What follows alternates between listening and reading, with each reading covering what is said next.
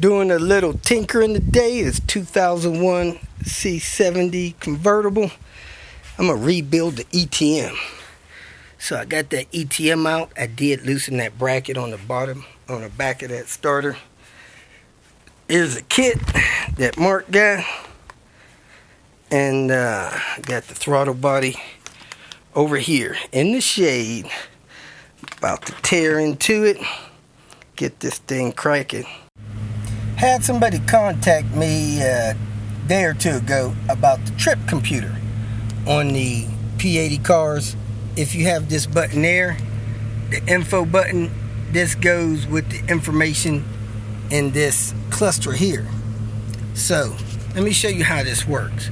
All the way counterclockwise at the 9 o'clock position, you see that little black dot there? That is your average miles per hour. And as you can see on my cluster, that average miles per hour is 54. When I turn it one click, it goes to the real-time miles per gallon. I turn it another click, it goes to the average miles per gallon, 20.9. So back over to that position right there, my average speed is 54 miles per hour, and my average miles per gallon is 20.9. And this is very accurate. So that is not good miles per gallon, but I've been hauling around, the car loaded down, thing on top of the roof, traveling higher speeds, but my average speed is 54 miles per hour, and my fuel economy is about 21 miles per gallon. The next click is your outside temperature with your ambient temperature sensor that is located under the radiator, 73 degrees, and that is that position there. The next position, you see this black dot move over there, is how many miles I have traveled since it's been reset. It's got a reset button there. Since the battery's been connected or that button's been reset, I have traveled 3,395 miles. My last selection there to the right, the 3 o'clock position, that's how many miles I can travel until I run out of gas. Miles to zero. 210 miles before I run out of gas. So each click of that button, you see that black dot moves. Miles since reset, temperature outside, average miles per gallon, current miles per gallon. Since the car's not moving, it's not getting any miles per gallon, and then my average miles per hour. So that is how that trip computer info display works. Kicking off today in the junkyard, I am looking for some cross-country parts, rear hatch latch, and a crossover fuel line. Hopefully the car over here I'm about to take a peek at has already had the fuel line or the rear tires removed. I can just start banging away at the bolts. Buddy Willie Gilley out there in Vegas, where I'm on my way to, is having problems. He gets down to about a half a tank and he runs out of gas. So the suspect is, of course, the crossover in that tank.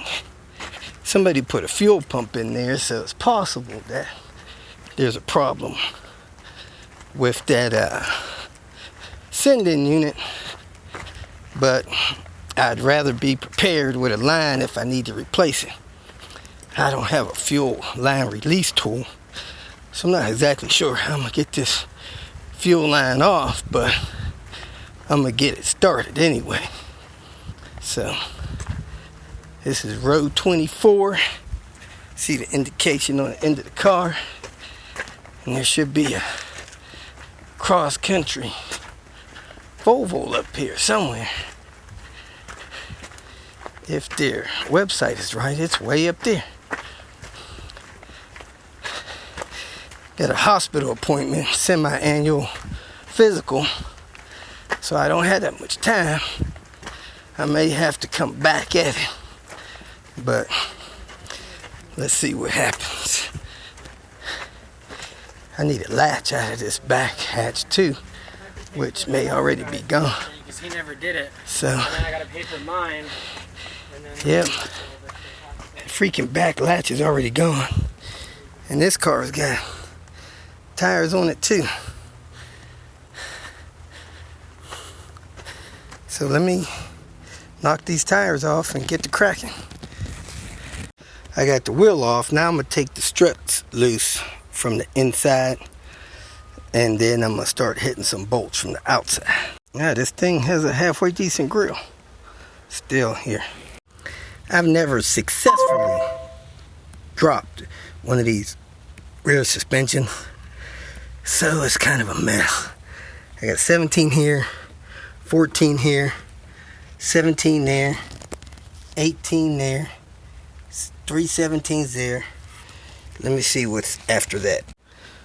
Thursday, I will be leaving the happiest place on earth. I am here with Willie Gilley with his V70 SE 2000 model.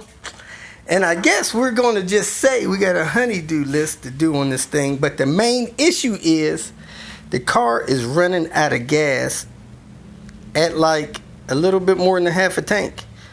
These cars that are all-wheel drive has a saddle tank, which means it has two sides. And when they have a problem transferring the gas from the driver's side to the passenger side where the fuel pump is, they run out of gas. So there's something disconnected, something clogged, something broken. We got to troubleshoot it, figure out what's wrong, get this thing fixed. So Gilbert can quit running out of gas at 12 gallons. Right now it's full, so you really can't go in the tank.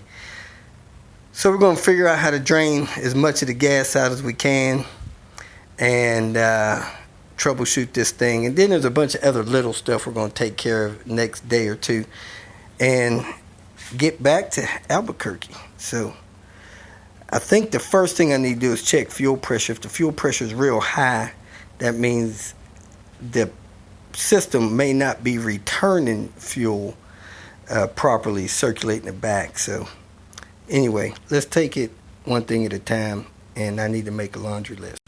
Trying to figure out what that hissing, howling noise is. Go ahead and cut the car off.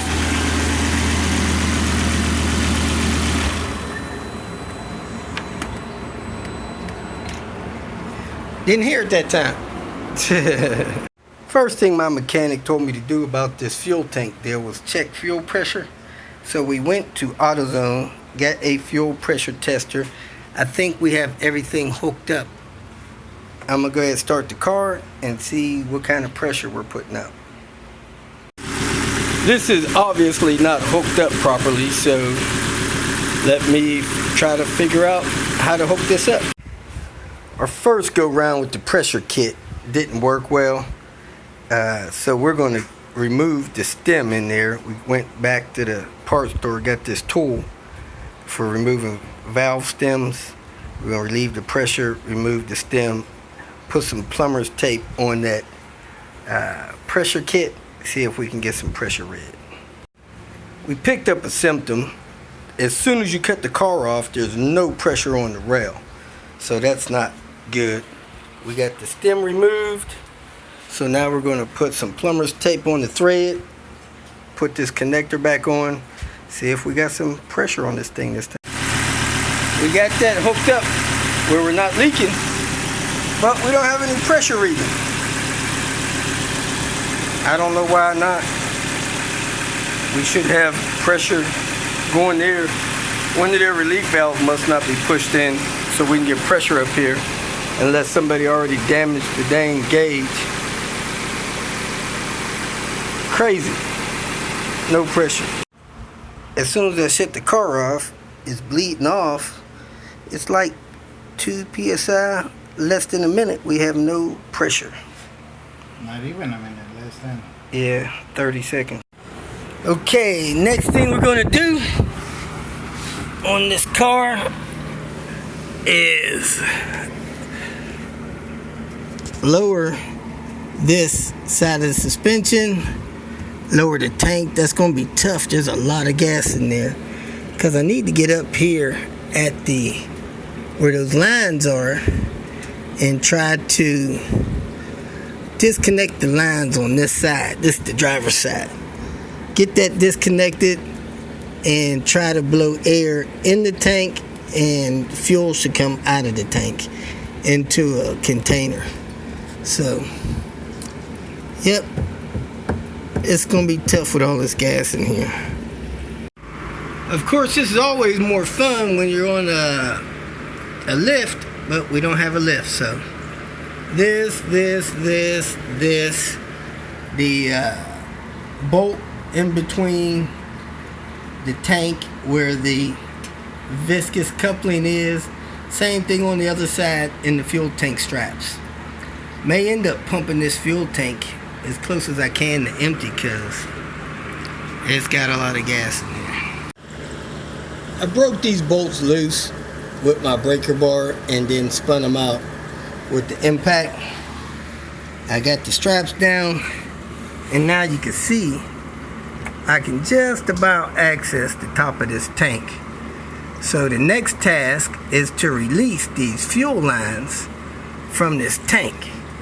Now my mechanic told me to get a 2x4, pry it up on the tank, and then put a jack under there and jack a little bit. That'll get the tank down a little bit more. So give me some access to get these fuel lines out. They're hard to get out. Let me get a position and then show you how to get these fuel lines off. I got the fuel line disconnected on the passenger side of the driver's side of the tank, back of the car there. And as you can see, fuel is just running out of there into our container.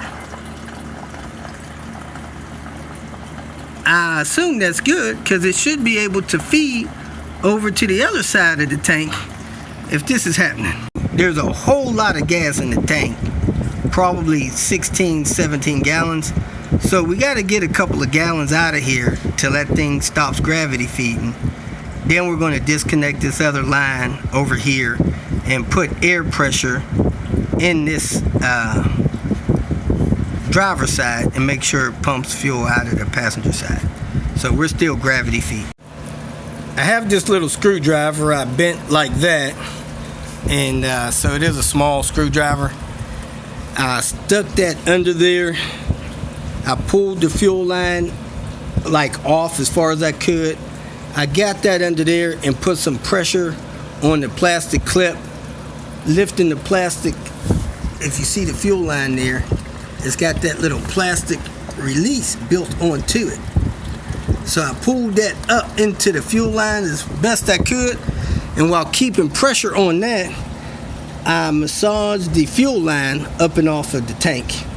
And then because there's so much gas in there, it's gravity feeding fuel into this container. So once that gets done and I get so high that I throw up, we'll work on getting the other one loose and continue with our testing. Trouble. We also took the fuel cap off of the filler hole over there on the passenger side to make sure there wasn't any pressure or vacuum on the tank. You can also put like a vacuum hose or something like that on there and route it into a pan or something to catch this fuel as well. So you can push a fuel line on that, on the tip of that. So now I got the hose on there, draining it into the container, because when it started getting a little low and the pressure was less, it started dribbling down the tank instead of spouting out into the container. So we are on gallon 3. Now my other idea was to remove the fuel rail Schrader valve, push the hose on there, turn the key on, and just let this pump all the fuel out until it ran out of gas, like it has been on the freeway. At about 7 gallons, it was starting to run out. 7.5 to 8 gallons, and then see where we are from there with the testing. But we're just letting it dribble out of here little by little. We drove about 1 gallon out of this car. We put about 6 gallons in my car, and now we're down to hey, it finally stopped. So I'm gonna try to get this other side off here, and then see if I can put some air pressure on this side, see if it'll push gas out of that side. If I can, that lets me know that the tank system inside the tank should be fine. Got this other fuel line loose. I think I pushed the clip up there, unlatched it, and then I was able to pull it off. A little bit of fuel came out, maybe 2-3 ounces. Anyway, I put a hose on this side. This is the return line, where the return line comes in from the engine. The unused fuel from the engine comes back into this side of the tank. Then it goes in there through a transfer system, and then gets fed out of this line here over to the side of the tank with the fuel pump. So we believe that fuel is trapped over here. So we're going to put 20 or 30 psi pressure on this hose and make sure that fuel comes out of that hose into this container, which would tell us that this side of the tank is working properly. We have this electric air compressor we're going to use to pressurize the tank.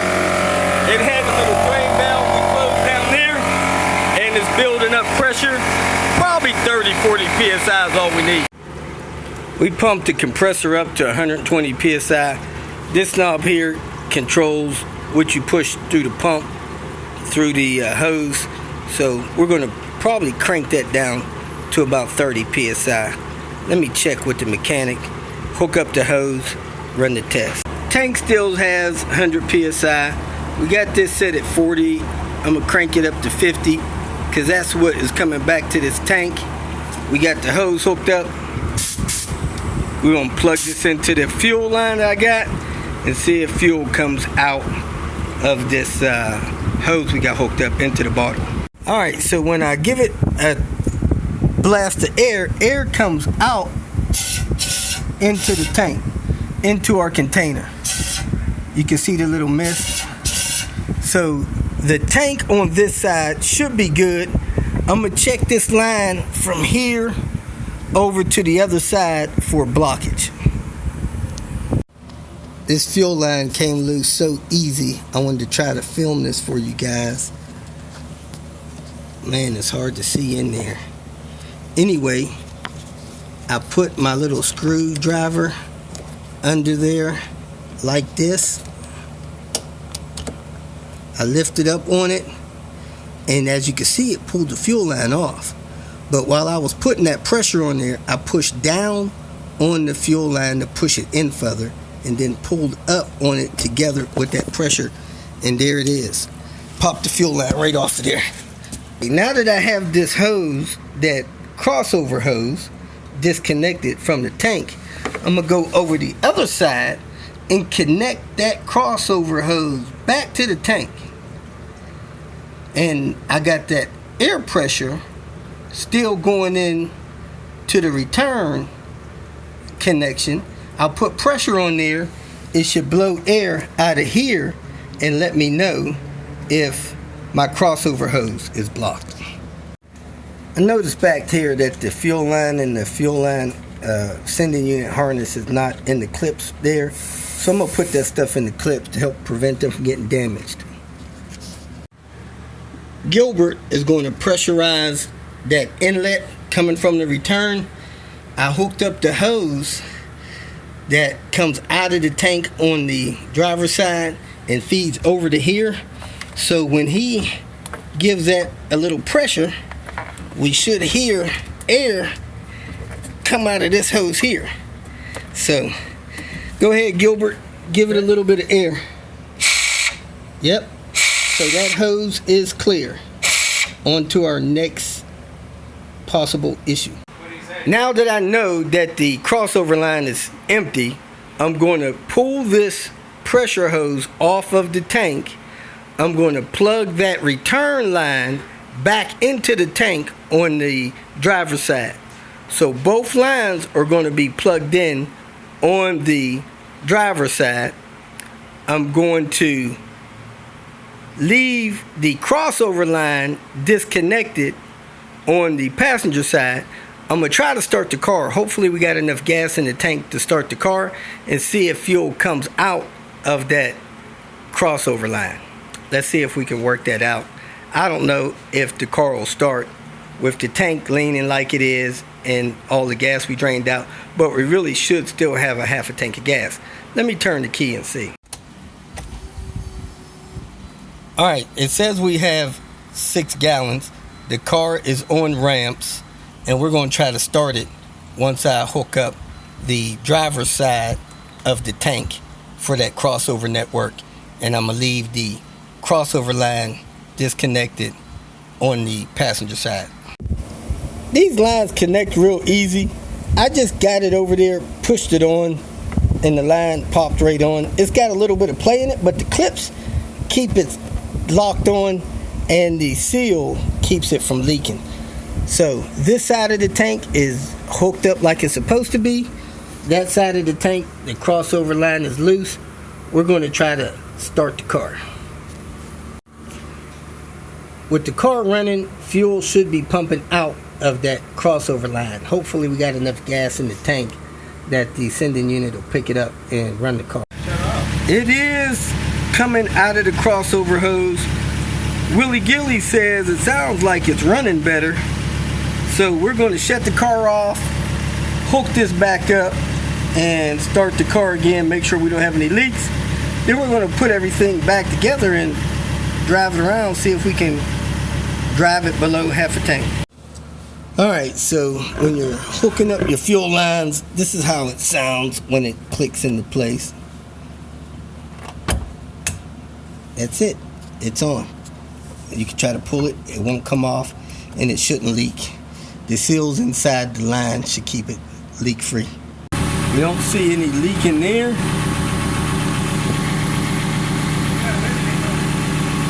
We're going to go over to the other side, make sure there's no leaking on the other side. Doesn't appear to have any fuel leaks on this side either. Next thing I'm going to do is take out the sending unit, try to figure out something going on with the fuel pump sending unit. I don't have clearance to put the tool up here, the ratchet wrench or breaker bar. So I got the fuel pump tool on that way, and I'm going to slide the breaker bar in like this and twist it open like that. So let me finish taking that loose. Hopefully I got room to slide that pump sending unit assembly out. I have the fuel pump and sending unit out. I don't see anything obvious yet. I just took this off the end of it. I pried these 2 little tabs open, slid that off. Now I'm going to do the same with this clamshell. It's actually not a clamshell, it's like a tube. I'm going to pop these clips loose on it, slide that off, and look at the pump assembly to see if there's anything going on strange with the pump.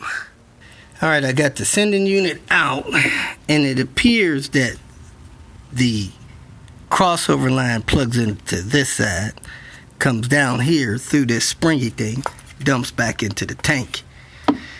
The pump there looks like the top of that pump plugs into this hole, and that hole comes up and across to here, and when I look right there, I got a gasket coming out of there, a crimped gasket. I bet it's sucking in air there.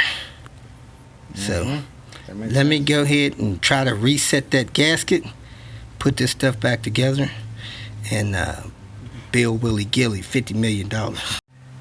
Somehow, this seal was crimped, and it finally started leaking after several months. Came out of that hole down there that stops this tube from leaking when the fuel pump puts pressure on it. So the pump was pumping gas, and once that got above the fuel level, it started taking in air, or I don't know. Anyway, that's our problem. With Willie Gilley, the happiest place on earth. Right. The pick-a-part in Las Vegas, Nevada. We got the Volvos on the right here. We're gonna look at our list and get everything we can. Man, look at that S40. Woohoo! Alright, let me check my list so we don't forget anything. I think one of these things is this engine mount right here. Out here in Vegas, this 94 850 has brand new rear struts and one Bilstein front strut that looks new. Got some weird stuff in here, but it has some improvements. This strut doesn't look like a Bilstein over here. I'm not sure what's going on there. It may be, but I don't see that it's a Bilstein. But the other three do. I don't see the Bilstein sticker. But this one over here is Bilstein, and it looks relatively new. So you got the rear shocks are good. The front ones, the passenger side's good. Now this is how a 240 is supposed to get in the junkyard. Like that. Looked like it might have been a rally car. I don't know. It's picked pretty clean. Back here with Willie Gilley, the mechanic that replaced the fuel pump a year ago is trying to get a warranty replacement on the pump. I'd rather go that route because I'm not sure I can get a fuel rated O-ring that matches that one perfectly. So I thought it'd be safer to get another assembly if it's covered under warranty than risk getting an O-ring that may not fit right. Now, Willie Gilley has a intermittent crank no start. I think it may be because of the key antenna ring. So we ordered this Stabilant 22A. We're going to pull that antenna ring, put some of that on the contacts, plug that thing back in, and hopefully that will cure his problem with that. So let me go ahead in here and remove this collar off this steering wheel. I'm going to unplug that, put some drops in there, and plug it back in, and we should be good to go. I may even put the drops on the pin. Let me unplug this thing. This is almost on the pins in there. I'm going to put some of this liquid. Next up, figure out why these lights are flashing and the system is stuck on defrost and it won't roll the face. So we're going to use the Volvo scanner, scan it, try to recalibrate this stuff.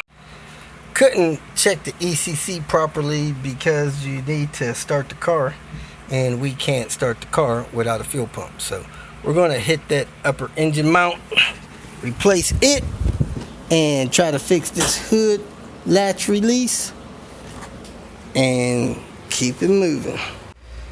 Got Willie Gilley another one of these for up here, and he tried to install it without removing the old clips. So that didn't work. Gotta remove the old clips before you put the new ones up there. Now that thing's broke over there, but we should have a screw in the washer for that. Kicking off the morning.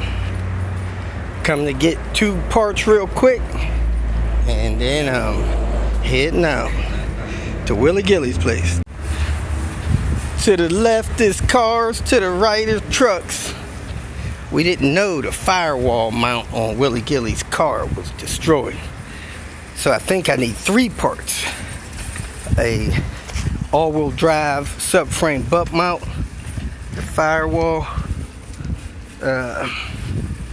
mount, and the valve stem cap for the fuel rail. I put that one on after checking fuel pressure, and that thing just disintegrated in my hand. So it's probably fuel vapors contaminated it, destroyed the plastic. I like this junkyard. It's relatively clean to move around in. The concrete ground, and look like they pick up a little bit. So let's go to the Volvo section, people. All right, here we are back to Willie Gilley's car. We're going to do the timing belt on this thing. This thing has about 95,000 miles on the timing belt. We just realized that. The garage is full of gas. We probably shouldn't have done that with that water heater over there. It looked like a gas water heater. But anyway, Gilbert's went to go get the timing belt parts. And I'm going to get this mount together, get all this stuff together here, and get this engine situated, and then start on the timing belt. So when he gets back, I can put that fuel pump in. He should come back with a fuel pump, and then get the timing belt on. Hopefully be done in 3-4 hours. Let's get this mount in and go from there. Oh wow, this car just keeps giving. I just noticed the radiator is hanging down. On this side it's hanging down about a 1/2 inch. On that side it's hanging down a whole inch. So let me get under here and see what's going on with this radiator. See if I get this package back up and where it's supposed to be. The coolant reservoir bottle, the tabs are broken on it, and the power steering pump. So got the windshield wiper stuff together. New cabin air filter installed. So the mounting system should be good. Well, this is never good. The bolt coming out of the timing belt cover is saturated in oil. So something's leaking in here. Well, I don't see nothing right off the cuff. So probably this cam seal or this VVT hub. Crap. Let me go ahead and work on getting the serpentine belt off. Take a closer look at this cam seal situation. That's nasty. Look close, you could already see the cracks in this timing belt. That thing is got enough miles on it. Good thing we decided to visit the mileage on that to replace it. Can't really tell where this oil's coming out of, if it's coming out of the cam cover or what. This cam cover was off. It looks like a minor leak, and I can't see any oil on the back of either one of these cams. So looks like that looks relatively dry. So probably gonna revisit this again in the spring. Well, I have an odd one here. We got a freaking water pump leak. Look at it. For some reason, this is the first time I ever seen a water pump leak in 4 years. 100,000 miles on one of these. So I need to talk to Willie Gilley, see what he wants to do about that. This rear latch out of the 850 is different than this rear latch out of this V70. Couple things are different. I don't know what to think of it, but I don't think I'm going to try to put this one in because it's got some of the linkage stuff is different. And I don't want to have something in there that's not going to work right. Weird. For this hood, release thing. We got this from AutoZone, I believe, and it has several of them in there, and it looks like 2 of them will fit and work. So probably better to get new than try to use old from the junkyard. Alright, there it is. The linkage works. Next we're going to deal with this fuel pump. We got the new fuel pump from Volvo, I believe. And I kept this gasket, and it's a good thing I did because they didn't supply a gasket. So this ring comes off with the same tool that gets the ring off for the 850s. Let's go over there and prepare to put this in. Take all this plastic stuff off, and it looks like we don't have a gasket issue on this one. So we should be good to go. Next thing I did was disconnect all the fuel pump wires. The fuel pump has these 3 connectors. I hooked another wire onto it so I can feed the wire through the route that it went. I pushed the wires down there with the wire tied to it. And then I came over here where the fuel pump came out and pulled the fuel pump wires out with this. So now I have the new fuel pump assembly. I'm about to tie that wire harness up to this and thread them back through under the car and over the tank, and then I'll be prepared to install the fuel pump. Actually, I'm going to put the fuel pump in the hole first. Stretch the gasket on the way the last one came off. I took this piece of 1x4, I put it up over the tank like that. Then I took my pry bar that I used to get out CV axles, and I put it in here this way on top of this piece of wood, protecting the tank from the metal. Then I pried it down as best I could, and I put a piece of 2x4 on top of the tank to keep the tank wedged down. And that's how my access is to get this pump assembly in there. So I took the plastic off the float. I'm going to take this rubber band off the float. I maneuver this inside the tank so that it sits in there, and it has to sit in there level like this. Your lines has to be level for that to sit in the tank properly and get all the gas off the bottom of the tank. So that's how that has to sit in there. Let me maneuver it in there and get it secure. So I pried and maneuvered that in there, and it's in the tank. So now I need to get it in position so that I can put the cap on there. Make sure it's in there right and level. It's going to take 2 hands. That's the way that looks before I put the locking ring on there. So you want to make sure that seal is on the lip of that tank like that. I tightened it in by hand. As you can see, the float turned, so I'm going to use this tool to straighten this back out.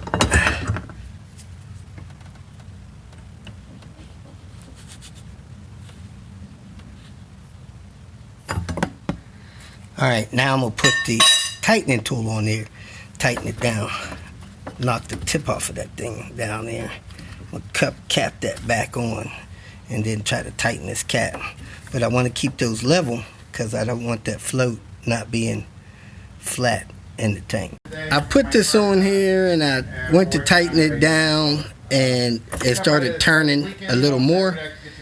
So I put the tool in there, turned it back counterclockwise so that it was on a little bit of an angle. Then I tightened this down with the tool. I can't get it off with my hand. And as I tightened it, it leveled these back out. So that's where I'm going to leave that. Alright, the last people that did a fuel pump left some lines dangling. So I got to get those lines up and out of the way so they don't get jacked up by the axle spinning. Looked like it was spinning, chewing on those lines. So I got the lines in under here. I'm gonna go ahead and pull those dust caps off, hook up the lines, pry that down to get that 2x4 out of there. We're gonna fire it up, make sure it works. I made a mistake and did not test the fuel pump before I installed it. Hopefully that won't bite me in the butt. He's gonna cycle the key. Hey, it did cycle. Cut it off, cycle it 2 more times. All right, no leak, built-in pressure. And it reads empty. All right, cycle the key 1 more time. All right, see if it'll start.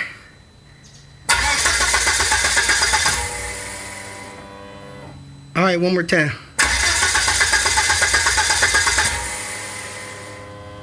I think we got enough gas in here for this thing to start. It's empty. Let him try to start it again. Hold on, let me go do it. He's getting scared. It appears that we are out of gas. So with the car leaning and all the stuff we done and drained it totally out of gas. So we're gonna have to go get a couple gallons and see if we can get this thing to start. Cause being up on here, it's not gonna start. While Willie Gilley goes gets gas, I'm going to replace a latch. You see, when you lock the door, you unlock it. Heck, none of these things are unlocking. Especially this one back here.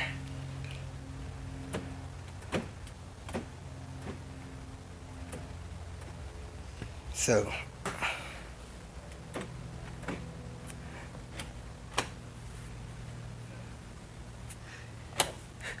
see if this one unlocks.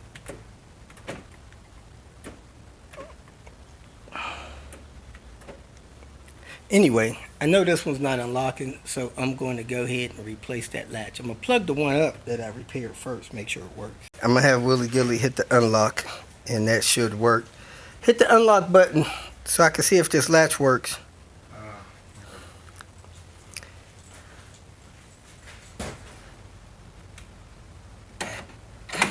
Yep, this one works. The rest of them probably don't. Alright, good. It works. I'm going to swap these latches out. Prime it 3 times, see if it'll start. Yep. Off. Oh, it sounds different to you? Yep. Alright. Alright, try to start it. And she's running. About to run out of gas, but at least it started. Making me cry. Alright. So happy. We are back at the junkyard. I was supposed to be on my way back to Albuquerque, but Willie Gilley, he can't figure it out, man. I mean, this car, we're rebuilding this car. Got the fuel pump in, it's running, but he's got all kind of stuff missing, need all kind of stuff. So I'm back out here trying to figure out if I can find everything, rest of the stuff you need. I got a little list. Then I'm gonna give him the rebuilt latches I have and rebuild those, the ones that I get from him. And his remote's not working, but I don't think I have a remote to give him a try to reprogram. So anyway, we're rolling. Went to do his timing belt and his dang on water pump's leaking. So he's gonna have a nicely rebuilt car here in a few minutes. We are headed down to the Volvos.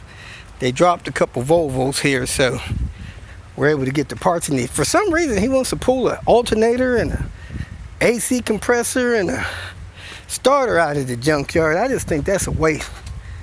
You get a starter that's been sitting somewhere for 2-3 years, that thing may poop out in 2 weeks. But I think you're better off keeping the one that's running every day. So let's see what else we need to get from here for his car and keep it moving.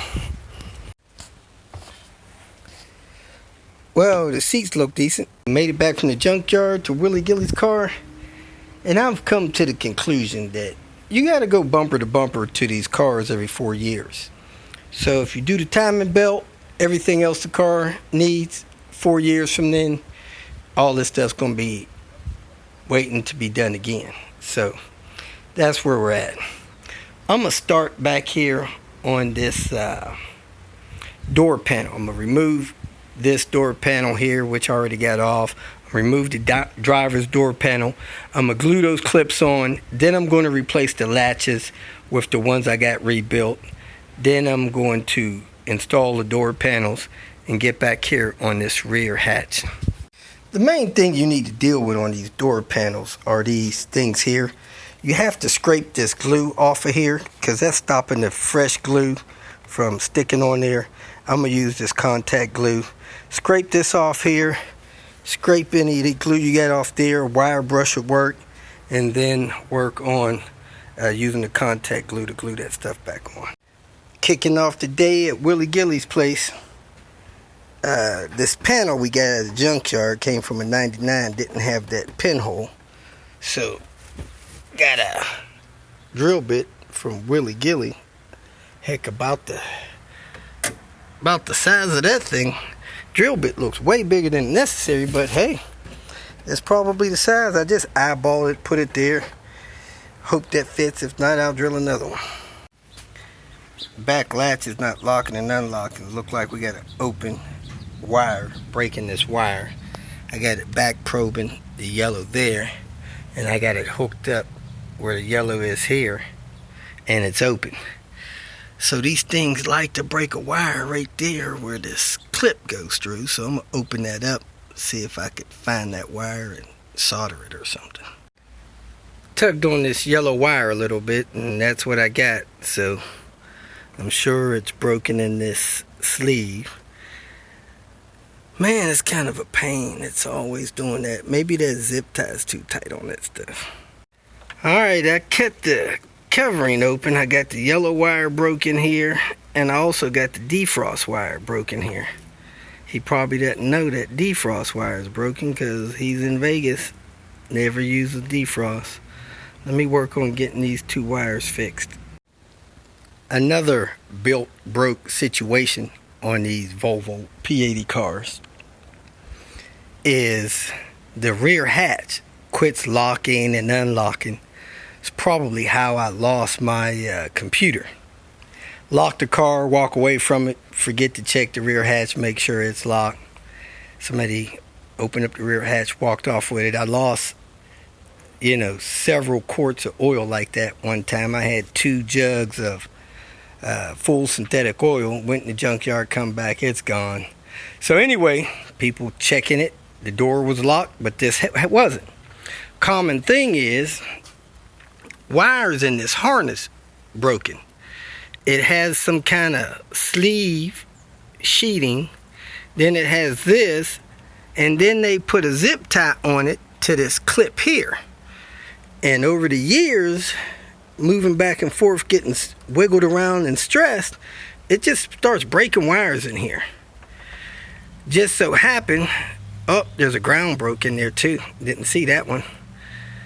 Just so happened that it broke the ground, a bigger wire. It broke the power to the defrost. It broke the power to the latch.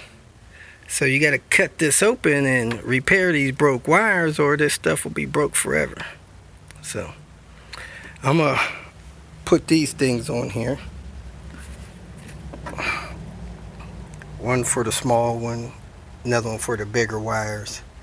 Get this thing back up and rolling. Then I'm going to tape that thing up. Put another zip tie on there, probably not as tight. When I crimp these things, if I don't have a wire crimper with me, I like to use this part of a good set of these needle nose pliers. This part here, man, I think I got my finger in the way one time and close those. Those things will pinch anything closed. It's got a very small gap there, but it crimps those very well. These crimps I use have heat shrink plastic on them. So I'm going to use my little pocket torch, butane, and heat shrink those. Not that it's necessary in a dry location like this, but I'm gonna do it anyway. Couldn't get the torch to work back to the hardware store for that, so I just taped it up with electrical tape real good, put this back on there. Now I'm gonna put a zip tie back through there to hold this thing in place. So now that those wires are reinforced with those connectors, probably never had that problem again. But if you're obsessed, you can order a new wiring harness and install that. It's up to you. I would suggest you put that zip tie on there a little loose. This thing kind of pivots, as you can see, as it comes down. So have it all the way open, and then maybe you can get some of that pivot in action. And we're gonna give it a try, see if it works. The hatch is closed. Unlock it. I didn't see it go up. We're gonna try to see if it locks and unlocks. Oh, it helps if you plug the plug back in. Let me go plug that in. It plugs in. Bam. Locks and unlocks. Okay, 95. All right, to get this viscous coupling back in, I had to jack it up with a floor jack. Put that bolt in, and then I'm gonna put this side in and put that side in, then try to get the straps on. The straps is the toughest part. Has very little gas, so it may be okay. Have the floor jack under there, a 2x4 under there, pressed up on this arm, lifting these parts up so I can get these bolts in here. So let me keep going, get these 3 bolts in there. I got that 18 started. And I was able to get the strap 12mm bolts in there, so I need to tighten that down. This front piece with the 3 bolts, that's not lining up. So you got to find one of them that's lining up, start a bolt in that one, and then work on getting the other 2 lined up. So I'm going to try to get a bolt started there and line up these other 2. I'll probably have to take that 18 loose a little bit. I noticed the radiator hanging down on one side, so I come under here. The bushing and the bolt for the passenger side is missing. I see a nut sitting in the hole. When I come over the other side and look on that, it also has a washer nut setup. So somehow the cast nuts got damaged on this car, and somebody put nuts and bolts on it. So I'm gonna see if that nut will fit the bolt that's supposed to go in there and get this radiator secured again. Learned something new today. I was trying to install these lifts in Willie Gilley's car. These lifts seemed a little too long. Then I went down there and saw that bracket with 2 12mm screws. I took those loose just a little bit. That bracket has some play in it. It slides. I put the thing on there. Then I lifted the hatch up as far as it would go, and I tightened those screws down. So we are good to go. How about that? Miracles never cease. I got all this stuff back together on this back panel, and it appears that that hole I drilled is going to be just fine. I got one little broke clip here, one little broke clip there. Everything else is good to go. Now it's time to replace that fog light. Let me back up. Now it's time to put all this stuff back together from the fuel pump. I got extra nuts because some of those were missing. So let me close that panel up and then go do the fog light. This morning I should be wrapping up my stay here in Vegas. Finish up Willie Gilley's timing belt. And I'm out here at the pick apart north side. Try to get these Bilstein struts out of this 850 94 model, if they're still here. Rear shocks and struts, and get over to Willie Gilley's place. Might stop at the other one on my way out of town. Should be back in Albuquerque tonight. So Let's get this situation cracking. As you can see, it's sunny, but I'm standing in the shade. It's a little breezy. Notice this 850 had this fuel pump connected ground wire, so I accessed it. Brand new fuel pump. Also has a CD changer back here. I don't know how these trunk lifts are, but I know queen bees are shot. I'm gonna try to open this trunk real quick, if that's a quick thing, and see how the trunk lifts are. Trunk lifts are okay, not worth keeping. There is some good quality brake fluid in here. Man, I think I'm gonna buy this stuff. See, make sure it's not contaminated. Crap, I thought I was home free, and then one of the nuts in the bearing wouldn't come loose. So that was kind of scary. So I had to put this in there, wedge pressure on it, impact it to get that out. Should be able to get that strut out of there now. Pop that ABS wire out of there and get out of Dodge.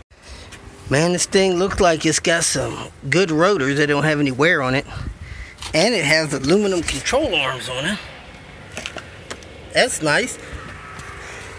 Got some decent lights. Look like somebody was trying to take care of this thing. Somebody put a trans filter on it. Still not sure what strut this is over here. How they managed to destroy one of the Bilstein. Anyway, got some good tinted glass, and oops, somebody broke this windshield. Let me try to get one more thing, get out of here. I wanted to see what kind of cassette adapter this was. Had this retractable cord on it. So I took my jump box, put power to the B cables and a ground. Thing popped right out. Motor trend. I'll see how that works. Man, that freaking strut assembly was $30 after taxes and fees. I'm glad I grabbed that brake fluid, man. I'd have felt violated. Anyway, I checked another place. They're 25 at another place, so 27. I didn't realize those strut assemblies were so much. I thought they were about 20. So, on my way to Willie Gilley's, get this stuff done, get out of Vegas. Water pumps out with most of the gasket, and I scraped as much as I could off of there. Now I'm going to clean it with a wire brush. But man, this thing did not come as clean as I hoped it would. Let me wire brush it. I found that the cams were one tooth off from the crank. So since I lined them up here, I rolled the crank back one tooth.